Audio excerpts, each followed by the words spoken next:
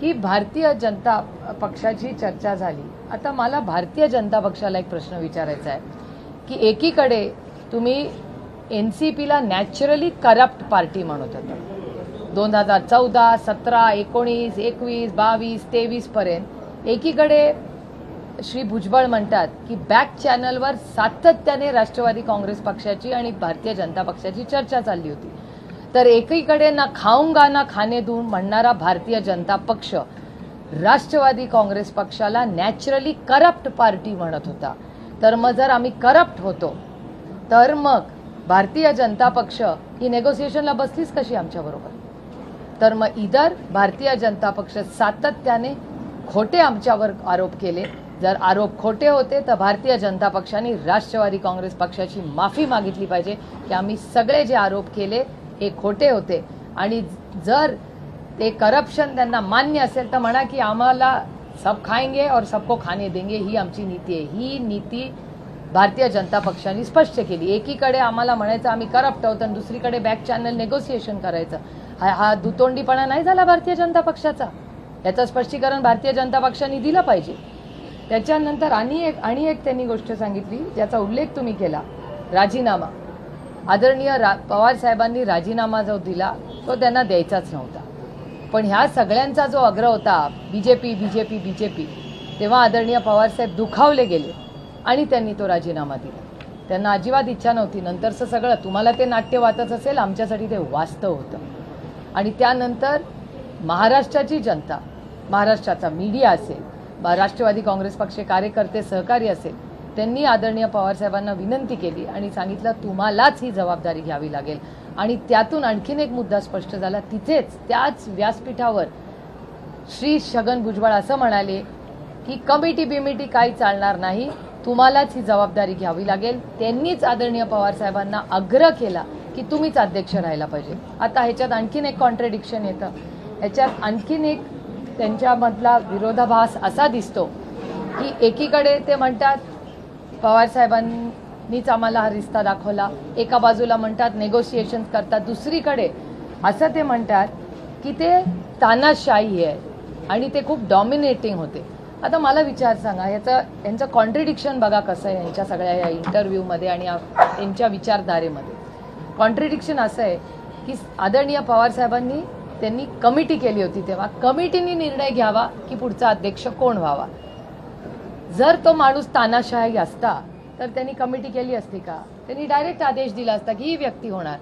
आणि कमिटीला विरोध कोणी केला तर श्री छगन भुजबळांनी केला. त्यांच्या भाषणात जो ज्या चॅनलमध्ये दाखवला की कमिटी काय चालणार नाही, आम्हाला तुम्हीच पाहिजे. मग तानाशाह शरद पवार होते का हे सगळे होते?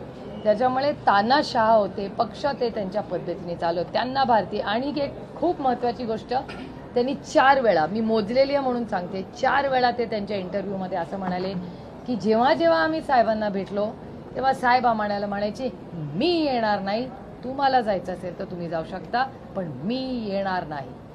पुन्हा पुन्हा तुम्ही तो इंटरव्ह्यू बघू शकता. सातत्याने पवार साहेब म्हणलेत की मी भारतीय जनता पक्षावर जाणार नाही, तुम्हाला जायचं असेल तर तुम्ही जाऊ शकता. हा या सगळ्या स्टोरीचा बॅकग्राऊंड. त्याच्यामुळे संक्षेपमध्ये सांगते पुन्हा, इन शॉर्ट टू ॲन, की पहाटेचा शपथविधी आणि 2 जुलैचा शपथविधी ह्या दोन्ही गोष्टी आदरणीय पवार साहेबांना माहिती नव्हत्या. त्यांना अंधारात ठेवून हे निर्णय घेतले. हे कालच्या इंटरव्ह्यूमध्ये स्पष्ट झालं. पवार साहेब त्यांच्या आयडिओलॉजीशी पूर्ण निष्ठेने गेले 60 वर्ष वागले, ते इस्टॅब्लिश झालेलं आहे. त्याच्यानंतर भारतीय जनता पक्ष जे सातत्याने नॅचरल करप्ट पार्टी एनसीपीला म्हणत होती, ती बॅक चॅनलनी सारखी राष्ट्रवादीशी बोलत होती. राजीनामा देताना आदरणीय पवार साहेबांनी सांगितलं की मी तुमच्याबरोबर येणार नाही, तुम्हाला जायचं असेल तर तुम्ही जाऊ शकता. त्याच्यानंतर शेवटचा मुद्दा जो तुम्ही विचारला की मला अध्यक्ष करणार होते का, हा प्रस्ताव होता का? हा प्रस्ताव होता. पण मला स्वतःला तो एवढ्यासाठीच अस्वस्थ करणारा होता कारण का त्याच्यात 3 गोष्टी होणार होत्या. एक तर आदरणीय पवार साहेबांची कधीही इच्छा नव्हती भारतीय जनता पक्षावर जायची आणि म्हणून ते त्यांच्या कालच्या त्यांच्या भाषणात आलेलं आहे भुजबळ साहेबांच्या की ते सातत्याने म्हणायचे तुम्हाला जायचं असेल तर तुम्ही जा, मी तुमच्यावर येणार नाही. हे भुजबळ साहेब स्वतः काल बोललेले. पहिला मुद्दा. दुसरा मुद्दा की आमची जी वैचारिक बैठक आहे ती चव्हाण साहेबांची आणि आदरणीय पवार साहेबांची ती आमची आयडिओलॉजी आहे. त्याच्यात ते बसणारं नव्हतं, ते मला अस्वस्थ करणार होतं. आणि त्यानंतर मी जर अध्यक्ष झाले असते तर पहिला निर्णय कुठला असता तर तो भारतीय जनता पक्षावर जायचा होता. तो मला करणं अशक्य होतं. मी ना माझी आयडिओलॉजीशी ना माझ्या वडिलांशी कुणाशी कॉम्प्रोमाइज करणं मला अशक्य नव्हतं. I could have not lived with it. कशी राहणार मी त्यासोबत? ते मला अस्वस्थ करणार होतं. दुसऱ्या बाजूला एका बाजूला सत्ता होती, सगळं होतं, आणि दुसऱ्या बाजूला एका बाजूला संघर्ष होता. मी सत्तेपेक्षा संघर्षाचा मार्ग मी केला आणि त्यांनी मला ही ऑफर दिली होती. काल जे भुजबळ साहेब म्हणले होते खरं आहे, पण माझ्या आयडिओलॉजीशी, माझ्या वडिलांशी, माझ्या तत्वाशी मी पूर्ण ठाम राहिले आणि हाच आहे. आणि तुम्ही बघताय की त्यांचा सगळा इंटरव्ह्यू हा फक्त कॉन्ट्रेडिक्शन्सनी भरलेला होता. म्हणजे मला असं वाटतं की त्यांनी सगळ्यांनी बसून ठरवलं पाहिजे एकदा की हा आग्रह पवार साहेबांचा होता का त्यांचा होता, हा निर्णय त्यांचा होता का पवार साहेबांचा होता, पवार साहेब हुकुमशाह आहेत का नाही. The whole interview is only contradictions. त्यांचा प्रस्ताव आपण भेटायला केवळ भाजपसोबत जायचं नाही म्हणून, बरोबर नाही. प्लीज, काही गोष्टी अशा असतात की त्या इन कॉन्टेक्स्ट सांगायच्या असतात. आणि दुसरी एक मी गोष्ट तुम्हाला सांगते, हा खोटं खरा बोलण्याचा नाही, काही वयानंतर आपल्यावर जबाबदारी असतात. त्यांनी जसं फॅक्च्युअली सगळ्या गोष्टी सांगतात, सगळ्या मीही बोलू शकते, पण आपल्यावर जेव्हा जबाबदाऱ्या असतात, काही गोष्टी असतात, काही गोष्टी इन पर्सन आणि प्रायव्हेट बोललेल्या जातात. त्याच्यात त्या कॉन्व्हर्सेशनमध्ये 2 लोक असतात. त्याच्यामुळे एकाने बाहेर बोलायचं ठरवलं म्हणून दुसऱ्यांनी त्याचं स्पष्टीकरण देणं हा आग्रह नसतो. त्याला प्रगल्भता म्हणतात, त्याला खोटं बोलणं म्हणत नाहीत एकतर. त्याच्यामुळे आणि काही गोष्टी ज्या एकत्र गेल्या त्याचा अर्थ मी काही लपवते तर नाही. मी आणि मला एक सवय जी मी तुम्हाला सांगते की मी रोज एक डायरी लिहिते आणि ही मला लहान असल्यापासून सवय की दिवसभर ज्या गोष्टी माझ्या आयुष्यात होतात ना त्या मी एका डायरीमध्ये लिहिते. त्याच्यामुळे मी प्रत्येक गोष्ट काल जी इंटरव्ह्यूमध्ये होती ती मी का पॉईंट फॉर्ममध्ये आणली, कारण का माझ्या डायरीमध्ये ती मॅच होत होती. ते कुठल्या मीटिंगबद्दल बोलले, कोण काय बोललं, आणि हे मी काय थिअरी म्हणून लिहित नाही, इट्स माय हॅबिट. माझा नवरा पण मला काय जर बोलला असेल तर मी तिथे लिहून ठेवते, आज Sadanand said this, I wonder why he said this. कारण का आज रेवती विजय सदानंद मी जेवायला गेलो होतो, we had a great time.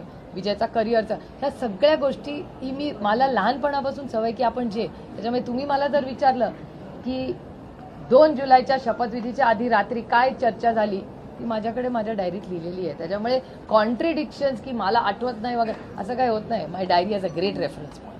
Diary बाहेर आली तर भरपूर स्फोट होतील. स्फोट व्हायचा विषयच नाही, डायरी कधी बाहेर येणारच नाही. तेवढी विचाराची प्रगल्भता आणि माझ्या आयुष्यात असं काही नाहीच आहे ज्याच्यातून स्फोट होईल. I am a very boring life. समोरचं जे दावा करतात ते सगळं बाहेर येईल.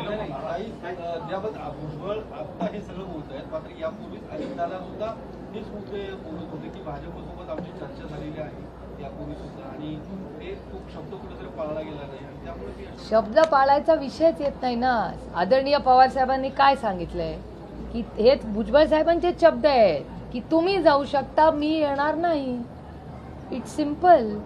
मी येणार नाही म्हणजे आयडिओलॉजीची कोण लॉयल राहिलंय 60 वर्ष? Sharad Pawar. He is consistent about it की मी येणार नाही.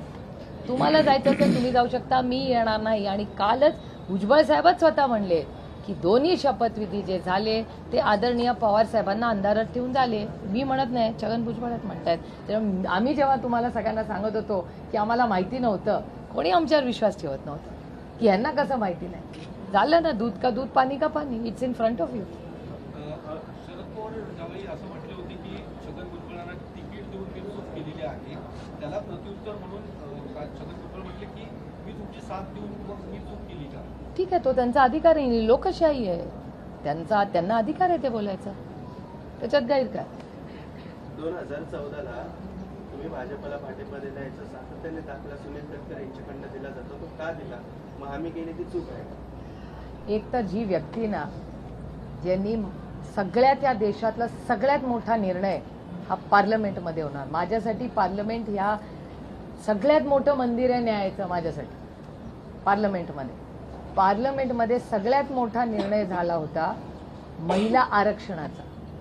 ज्या व्यक्तीने एवढं मोठं विधेयक पास होतं, या राज्यातल्या देशातल्या प्रत्येक महिलेला न्याय मिळणार होता लोकसभा आणि विधानसभेमध्ये, त्या मतदानाच्या ऐवजी एका उद्योगपतीच्या घरी जाणं त्यांनी प्रिफर केलं असल्या व्यक्तीबद्दल मी बोलणार नाही.